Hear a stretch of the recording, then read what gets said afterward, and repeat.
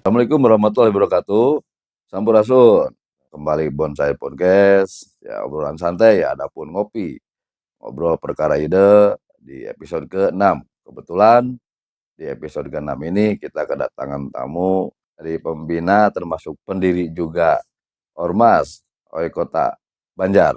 Oke, kita langsung sambut saja. Beliau adalah Kang Bonis.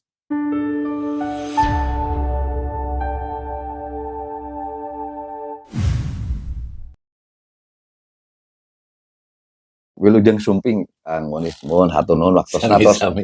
Alhamdulillah ya, beliau sudah menyempatkan waktu yang mungkin yang bagi kesibukan luar biasa, tapi alhamdulillah di malam ini berkenan menghadiri acara podcast. Oke, boleh diperkenalkan. Nama saya Sunda Yayan Suryandi, alias Bonis. Yayan Bonis kalau nama populer. Saya lahir di Cimenyan, Kota Banjar. Kalau dulu masih Kabupaten Ciamis. Lahir tahun 1965. Berarti lumayan ya. Utamina abdi yang uninga perkawis berdiri Ormas OI di Kota Banjar. Sejarah mohon mangga. OI itu sebetulnya proses lahirnya itu cukup panjang ya. Kenapa? Karena saya melihat perkembangan zaman pada waktu itu, zaman reformasi itu memang itu ada perubahan iklim politik di Indonesia. Ormas OI nasional yang dipelopori oleh Bang Iwan tahun 1999, dan kami juga menangkap sebagai orang daerah khususnya Banjar. Kami pada waktu itu masih bergerak sama ingin melepas otonom dari Ciamis. Dan tahun 2000 kita masih komunikasi dengan teman-teman di pusat, dengan Bang Digo.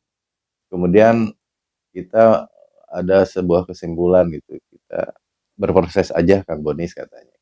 Kita mengumpulkan teman-teman beberapa orang lah yang sepaham, yang pencinta Iwan Fals, fan Iwan Fals pada waktu itu.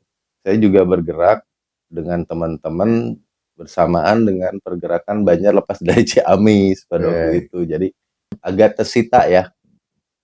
Lahirlah Banjar tahun 2003. Saya lepas dari Ciamis jadi otonomi.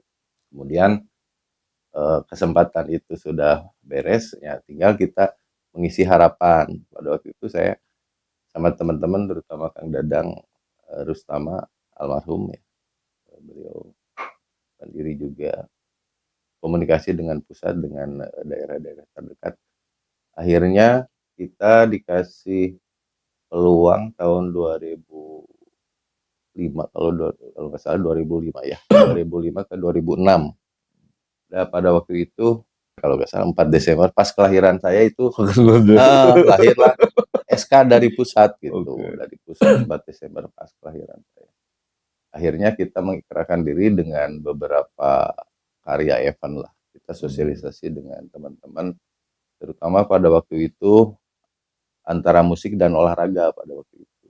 Jadi lebih ke sportainment ya, karena pada waktu itu iklimnya lagi sepak bola. Iya. OI di depan gitu ya. Akhirnya dengan entertain OI di sana akhirnya dikenal, kemudian diselipi dengan musik-musik. Kita mengadakan event-event kecil seperti jalanan, Musik jalanan lah ya. jalanan di pinggir jalan. Kemudian musik-musik Sound for the City gitu kan. Jadi kita bermain event-event itu di event-event momen seperti hari jadi Kota Banjar, kemudian hari-hari besar nasional gitu. Kita kalau dulu masih spiritnya masih tinggi ya. Jadi kadang-kadang setiap bulan mungkin ya. Kemudian donasi-donasi itu banyak sekali. Iwan Fals itu ya. Banyak sekali. Kenapa? Karena ya kita lebih ke bukan komersil, justru kita lebih ke Sosial mungkin ya. Ya, sosial, menyediakan media untuk kebutuhan masyarakat yang penyuka musik kan, atau yang penikmat gitu. Di sana terbuka. Mereka berpikir, apalagi banyak kan baru lahir ya. Terbukalah bahwa oh ini mungkin pandangan mereka itu inilah sebuah kota gitu ya, kota baru yang kita menyediakan event-event kecil, panggung-panggung kecil gitu kan. Mereka respect sekali, gitu. Anak sekolah, kemudian mahasiswa, itu salah satunya gitu kan. Jadi OI ini memang lahir dari masyarakat bawah gitu, masyarakat bawah yang gelisah ingin mengaktualisasikan ekspresi unek-unek positifnya gitu ya melalui karya-karya sih kita, bukan memprovokasi hal-hal yang tidak benar gitu. Kita memberi sampling-sampling gitu ke mereka. Akhirnya ya lahirlah gitu kan seperti pesepak bola gitu kan. Kemudian lahirlah teman-teman yang senang musik sekarang ada yang di kafe-kafe gitu kan. Itu juga perjalanan proses bersama kita ada salah satunya. Ya berarti kan itu kan tadi kalau kita mengupas sedikit kurang lebih perjalanan tuh berarti Panjang. 19 tahun ya. Ya. Dari mulai Panjang berdiri ya. sampai saat ini Ya. gitu ya. Nah, dulu ini adalah komunitas. Ya. Nah, saya pengen tahu tuh diormaskan tuh di tahun berapa? Ormaskan itu waktu itu perubahan Kemenkumham kalau saya pada Ya. itu 2000 berapa ya? Kang Teguh waktu itu estafet dari saya ke Kang Teguh ketua OI Banjar itu saya menjadi pembina dan penasehat. Kalau nggak salah 2012 2012-an kalau 2012-an ya 2012. Nah, pengen tahu perkembangan dari kurun waktu 20 tahun atau kurang lebih selama di Banjar, Akang ya katakan membina dan mendirikan. Tingkat kesulitannya untuk Kota Banjar seperti apa? Sebetulnya kesulitan itu menjadi sebuah tantangan kalau OI gitu ya. Kenapa? Karena OI itu selalu kalau Banjar spektakuler gitu kan. Kapan kita misalkan kita ngobrol-ngobrol begini ya, diskusi kapan kita bikin acara di alun-alun gitu ya. Orang-orang sementara di depan ada masjid gitu kan, bisa enggak kita? Akhirnya bisa. Ternyata kita ngobrol-ngobrol, oh ada event nonton bareng bola, kita sounding dengan produk ya, produk akhirnya respon gitu kan. Akhirnya gebiar di sana. Sponsor lah ya. Nah, jadi tantangan-tantangan itu menjadi sebuah apa istilahnya wujud karena ada sebuah proses diskusi dengan teman-teman sepaham gitu. Padahal tidak banyak gitu. Jadi dalam berpikir ide itu tidak harus banyak sebetulnya. Ya, terus kalau untuk peranan pemerintah sedikitnya. Peranan pemerintah pada waktu itu responsif sekali. Kenapa? Karena mereka butuh corong ya. Selain media itu untuk menyampaikan sesuatu program yang menjadi progres gitu ya pemerintah seperti misalkan ada sebuah sosialisasi gitu kan sosialisasi tentang kesehatan tentang perdagangan UMKM itu selalu saya jemput gitu jemput bola pada waktu itu barangkali ada sesuatu yang harus saya kerjakan untuk sosialisasi melalui seni budaya gitu kan terutama OI respon sekali mereka gitu. Nah, kalau untuk lebih kita menggambarkan 5 tahun ke belakang inilah ya. Nah, kalau untuk 5 tahun ke belakang ini seperti apa nih di Kota Banjar? Kalau 5 tahun ke belakang ini karena kan ada iklim yang berbeda ya dari mulai politik, ekonomi dan segala macam karena adanya COVID pada waktu itu. Kita tidak memaksakan diri ke sana karena justru kita mempelajari ada apa ini gitu. Ini secara nasional bahkan global dunia gitu. Nah dari sana ternyata ada sebuah pergeseran narasi menurut saya dan OI gitu kan. Jadi ada sebuah pergeseran yang dahsyat. Jadi orang saling curiga gitu kan. Tapi buah tantangan juga buat OI gitu kan. Jadi selama ini sebelum 5 tahun ke belakang ini biasanya kita banyak satu panggung dengan anak-anak underground, anak funk, anak-anak blues. Kita bersatu di panggung gitu. Jadi kenapa kita punya banyak komitmen di sana kita ke depan bahwa setelah bubar di panggung ini kita punya komitmen kalau ada sesuatu kita bisa bicarakan. Alhamdulillah selama ini Banjar kondusif gitu ya. Seperti kenakalan anak-anak remaja gitu bisa di cover dengan komunikasi antar simpul. Jadi tujuan OI itu punya misi ingin mempersatukan sebuah perbedaan dengan aktualisasi eksistensi panggung musik atau olahraga gitu. Ke sana sebetulnya di samping menggali prestasi-prestasi secara personal atau kelompok. Oh, berarti ini tidak mencakup satu bidang saja. Tidak, Oke, tidak oke, lebih oke. lebih ke interaksi sosial, kemudian humanis, kemudian relawan. Saya juga waktu tsunami Pangandaran mengirimkan relawan ke sana. Bahkan Oke. OI di sana terdepan gitu, bisa Hmm. bisa memapping semua kontribusi anggaran, kemudian sumbangan itu sama OI. Bisa beresnya sama OI daerah dan sama OI pusat. Oke. Pada waktu itu ada namanya OCC, OI Krisis Center kalau nggak salah, di bidang oleh Kang Didit.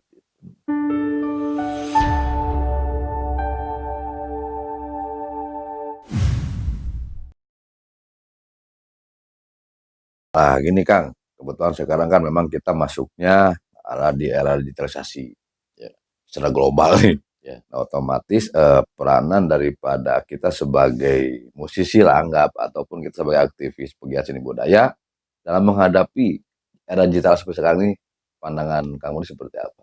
Semestinya tidak boleh tidak, kita harus masuk ke wilayah itu. Kenapa? Karena tuntutan teknologi ini menjadi sebuah jaminan kita untuk eh, selalu hidup dalam segala situasi gitu. Kenapa? Karena ke depan mungkin transaksi itu non tunai. Nah, kita harus mempersiapkan tentang digitalisasi tentang itu, kita harus paham. Karena tidak harus keluar sekarang bisa transaksi Santai di rumah. banyak hal gitu. Iya, Nah, betul. itu gila kan, gila kan, gila. Ya itu kita kalau tidak masuk ke wilayah itu ya ketinggalan. Kita mungkin kembali ke zaman batu gitu ya. Istilahnya ini harus dimanfaatkan secara maksimal untuk digitalisasi ini ke depan. Segala sesuatu sekarang udah digital dari mulai hal kebutuhan dari bangun tidur sampai tidur. Ah, kita selalu dengan HP ya. Ya, Iya, oke. yes. Nah, kemarin alhamdulillah udah hadir juga dua anggota dewan. Nah, kita membahas soal dari rencana anggaran tahunan untuk seni budaya. Ya. Nah, artinya pemanfaatan daripada itu yang diharapkan oleh Kang Bonis dari rekan-rekan OI-nya seperti apa? Ya sebetulnya kita berharap banyak ya dari pihak ya, pihak kedua, pihak ketiga, terutama pihak pemerintah sebagai fasilitator. Tapi kan kita butuh waktu dan proses pemahaman terutama, apalagi sekarang teknologi ke depan ini kita jangan sampai ketinggalan oleh kota lain. Pemanfaatan dari seni budaya ke depan melalui pihak-pihak legislatif, eksekutif.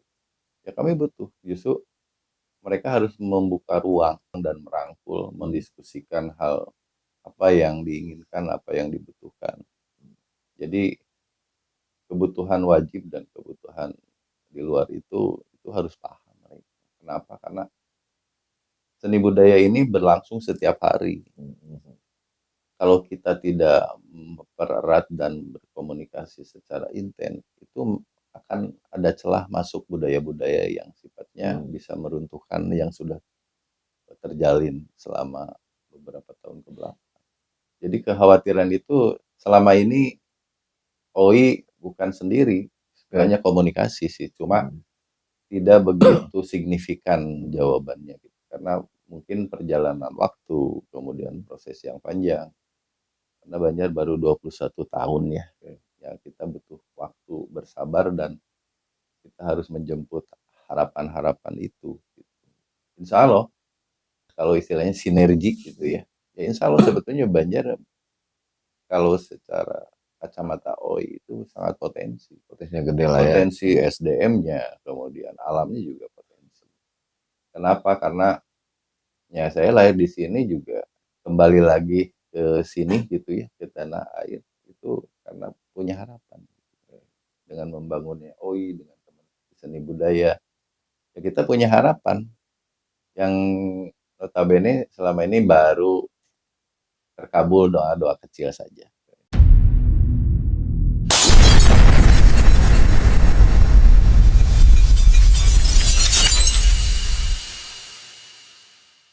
Kita udah membahas sampai bahkan saya pribadi di sini bersama kawan-kawan yang masih milenial. Ya. Karena kebetulan Asosiasi Sagu Sunda ini memang kepengurusannya milenial kan. Ya. Tidak ada di atas 30 tahun, semua di bawah.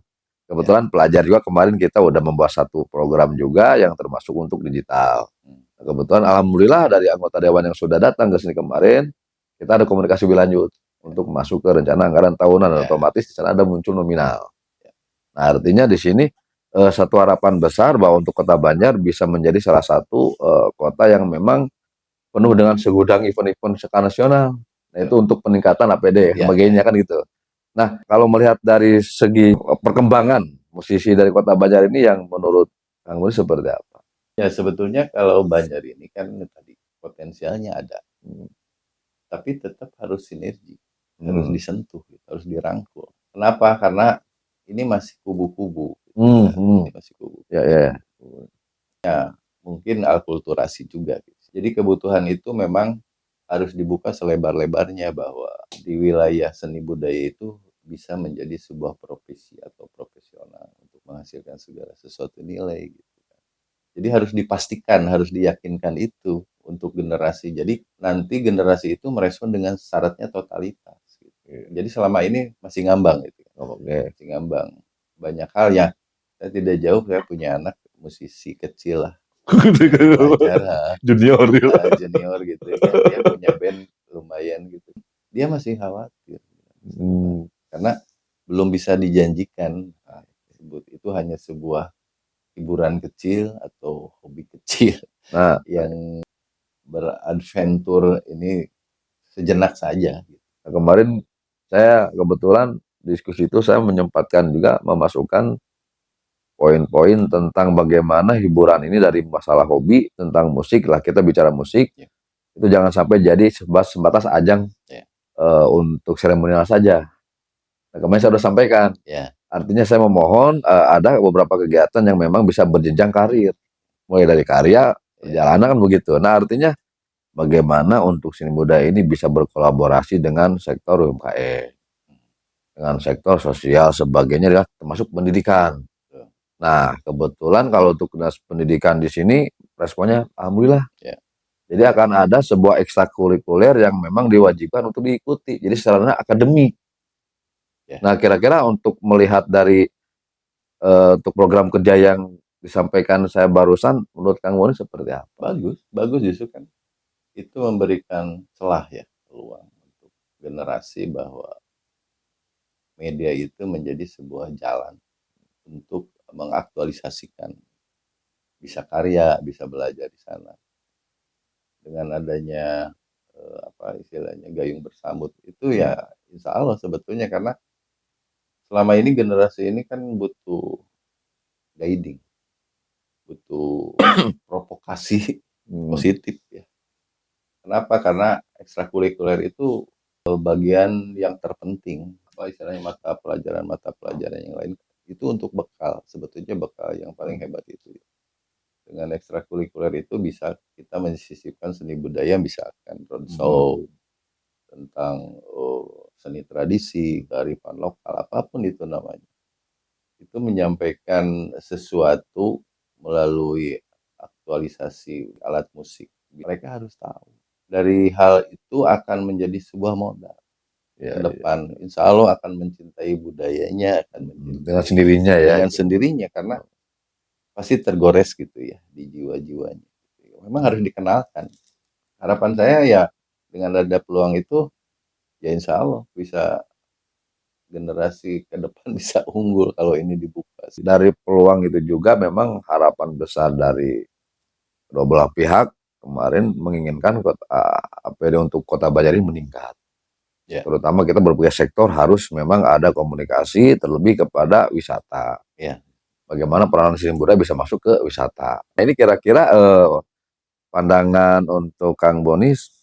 Saya dari dulu ingin bahwa perbatasan Jawa Barat Jawa Tengah ini menjadi sebuah ikon sentral ya. Sentral ekonomi, transaksi ekonomi. Tapi selama ini ya masih belum, masih butuh proses sih. Ke depan mungkin gitu saya inginkan bahwa perbatasan gerbang timur ya, namanya gerbang timur Jawa Barat ini harus auranya harus bener gitu kan. Ini harus lebih dominan ya orang-orang seni budaya, praktisi-praktisi seni. Jangan pengusaha-pengusaha di luar itu. Minimal justru saya ingin ke depan itu ada konsultan art. Nah, kalau boleh tahu di Kota Banjar ini udah ada Dewan Kesenian belum? Sudah, Udah ada ya? Dari sudah tahun berapa itu? 2 kali Udah dua periode. periode ya, Dua periode ya. periode. SK-nya sudah ada, saya juga ada di dalamnya gitu. Oh, di Ada di dalamnya. Ya. dalamnya gitu kan. Saya mewakili OI juga. Cuma yang tadi itu masalah anggaran itu yang masih di plotting gitu kan, kita hanya sebuah bungkus saja gitu, Akhirnya bungkus ya. cover gitu ya, memfasilitasi keluh kesah saja gitu, sementara eksekusinya kita tetap masih, untuk mohon maaf, masih didikte gitu, Oke, karena oke. anggaran yang terbatas gitu kan. Jadi anggaran setahun itu misalkan sekian juta itu tidak cukup kalau untuk seni, karena seni itu sebetulnya investasi jangka panjang. Iya, iya. Ya butuh orang-orang yang memang punya narasi tentang art dan bertahan besi lah kalau banyak pengen. Kenapa? Karena kebutuhan seni budaya itu harus di semua sektor, karena ke depan itu Banjar itu tantangannya lebih besar. Ada exit tol, apa yang harus dijual Banjar kalau tidak ada seni budayanya di dalamnya, minimal ada presentasinya, orang-orang seni budaya belut di sana atau dirangkul ya, seperti kota-kota tetangga kita itu. Mereka sudah dirangkul lah, Banjar masih hanya sebuah kebutuhan biasa mungkin gitu.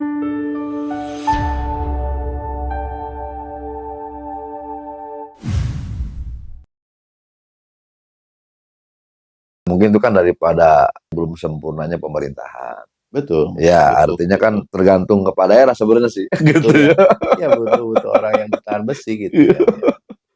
yang mau. Kenapa? Karena kita berkaca tentang seni budaya, di belahan dunia manapun yang terkenalnya seni budaya. Iya. Kuliner seperti menara-menara itu kan hasil karya seni. Itu mungkin salah satu yang harus dikembangkan juga ya, karena Banjar untuk wisatanya mungkin belum banyak juga ya. Kalau Banjar ini mungkin begini ya, saya sedikit ini, saya dulu pengelola wisata juga ya. Saya direktur PJ dulu, Waterpark.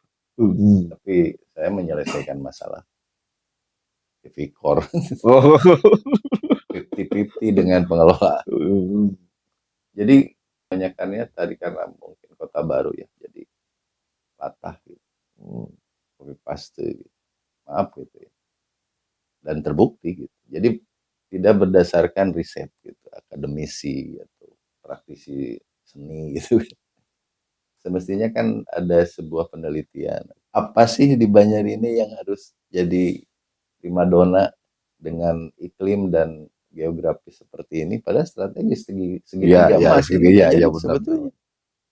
Tapi entah kenapa gitu, karena mungkin terlalu kental politisnya gitu, atau terlalu apalah, kita tidak tahu. Jadi kita juga kadang-kadang ingin gitu kan, keinginan tersampaikan, sekalipun peluang itu sedikit gitu, tapi ada gitu. Ya, karena memang posisi seni budaya juga sebenarnya bisa meningkatkan perekonomian. Bisa, Sebenarnya. bisa, bisa sekali. Kenapa? Karena kalau kita berkaca kota lain lah gitu ya, karena tetap kita harus harus ada sebuah estimasi ya. Tapi kita jangan menjiplak. Justru orisinal itu dalam artinya tadi berdasarkan survei penelitian gitu. Nah, nanti juga mungkin Kang Bonis kalau posisi lagi santai bisa nanti melihat hasil-hasil daripada podcast kami dengan anggota dewan. Ya. Jadi ada poin-poin yang memang mereka juga sebenarnya sekarang ini ingin menjemput bola juga.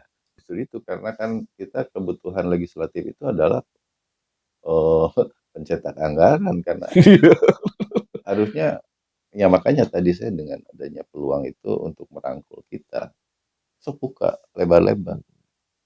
Jadi kita mengawal gitu.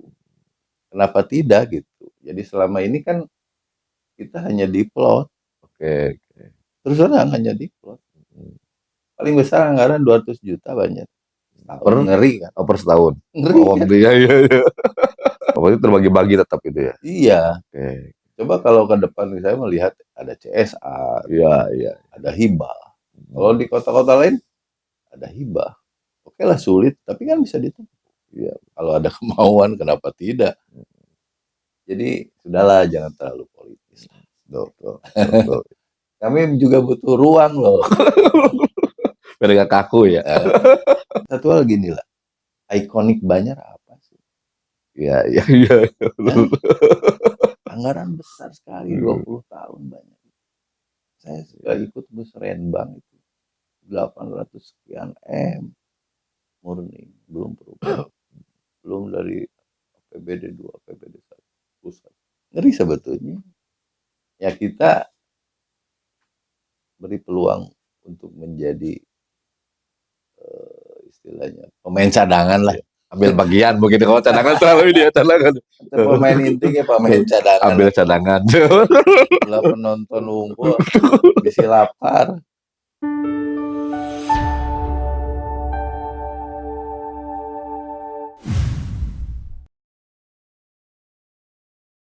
Nah, Kang, kita kembali lagi ke dari Ormas OI itu sendiri. Kira-kira untuk gambaran nih kisi-kisi ke depan dalam jangka setahun ini aja lah anggap ya. Ada agenda apa aja, Kang? Ya keinginan besar sebetulnya. Cuma ada trouble mungkin. Tahun ini kan tahun pilkada ya, tahun politik. Jadi kecenderungannya berafiliasi gitu. Kita agak ngerem gitu. Kecuali kita ada pesanan dari pihak wasit, misalkan KPU gitu kan, untuk menyelenggarakan sesuatu, menyampaikan sosialisasi gitu. Ada sebetulnya event Agustus sekarang, kemudian Oktober kalau itu momen-momen nasional biasanya gitu kan. Udah mulai istilahnya geliat lagi kan sekarang, lepas dari COVID kemarin itu. Paling ya hiburan-hiburan kecil di taman kota gitu. Kalau event besar keinginannya kita itu ke depan itu kan tahun baru sebetulnya. Tetap tahun baru ya. Tahun baru ada wali kota baru, harus gebiar gitu. Oh iya di sana. Cuman kan mudah-mudahan di sini juga memang keterkaitan daripada perkembangan ini harus memang seimbang dengan apa yang diwujudkan oleh pemerintah. Ya. Makanya saya mendorong pemerintah juga, ayo kita membuat event skala nasional, kan gitu.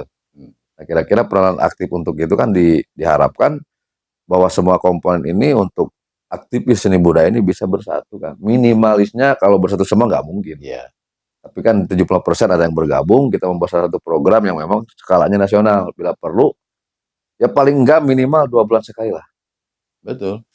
Kalau mau maju, kan gitu. 2 bulan sekali, sebulan sekali. Gitu. Karena harus jadi nilai jual sebetulnya Banjar ke depan. Karena Banjar ini minimal kan ada sebuah transaksi ekonomi ya di sana. Semacam jasa dan banyak hal lah dalam event tersebut pasti melibatkan banyak orang di sana. Dari mulai tiketing, dari mulai pedagang, dari banyak hal sebetulnya. Dari satu eksekusi itu banyak. Pesan moral untuk pegiat seni budaya di Kota Banjar. Ya kesan-pesannya tetap bersabar dan semangat sebetulnya karena kita menunggu bulan purnama saja. Iya sambil kita berdoa kan. Karena sulit kan untuk menurunkan itu, kita butuh sinergitas tadi, kemudian butuh komunikasi secara emosional. Jadi tetap spiritnya semangat gitu. Semangat dan ide-ide itu tampung saja dulu. Nah, kalau untuk ini satu lagi gedung kesenian sudah ada belum Kota Banjar? Jadi gedung kesenian itu sebetulnya dari dulu sudah dicanangkan ya. Tapi nggak tahu dari pihak mana ini ya, yang syaratnya gitu ya, syaratnya yang kurang mumpuni. Kalau anggaran dan itu sudah ada sebenarnya di provinsi pada waktu itu ada sampai 8 M kalau nggak salah. Cuma Cuma pihak daerah pada waktu itu ada tsunami politik lah sedikit. Jadi mereka tidak mau mengurus atau apalah. Tidak memprioritaskan Ya. mungkin ya. Nah, oke. Untuk terakhir Kang, harapan daripada adanya asosiasi saung kreasi orang Sunda, harapan untuk di Kota Banjar seperti apa? Ya, menjadi dampak yang positif lah, ada ekses. Jadi satu, cara berpikir mindset ke depan berubah. Kemudian kita harus adaptasi dengan digitalisasi. Itu jadi sebuah keharusan. Oke. Nah, Kang hatur nuhun pisan karena waktosna. Terus nyempatkan waktos alitna daya gambaran. Kita akan menjadikan satu rangkuman dari isi semua podcast ini dan kemudian kita akan bareng-bareng lah Kang ya. Ya. Menyampaikan nanti ada satu momen ketika sudah pelantikan saya akan membuat salah satu event antara pegiat seni budaya dengan anggota dewan. Jajarkeun supaya keluhanna teh dia langsung we Ya. menjabatani gitu pengintai mudah-mudahan juga pidoana Kakak. Semisal Amun abdi bade majeng di Kota Banjar nyungkeun petunjukna sareng Oh. pangintennya gitu. Bimbingan Kota Banjar abdi ulah sasakeun kan Siap. gitu. Watos namanya tak kan pegedungna mah penyekatan teh kala ya orang baru sahata gitu. Tapi kita hatur nuhun pemirsa, nah kita nanti kembali dengan episode yang ketujuh dan selanjutnya. Alhamdulillah di tengah waktu yang kesibukan dari Kang Boni sudah menyempatkan waktu untuk sedikitnya kita bisa ngobrol santai. Mudah-mudahan nanti kita bisa berkumpul lagi di kegiatan-kegiatan yang akan direncanakan selanjutnya. Hatur nuhun. Wassalamualaikum warahmatullahi wabarakatuh. Sampurasun.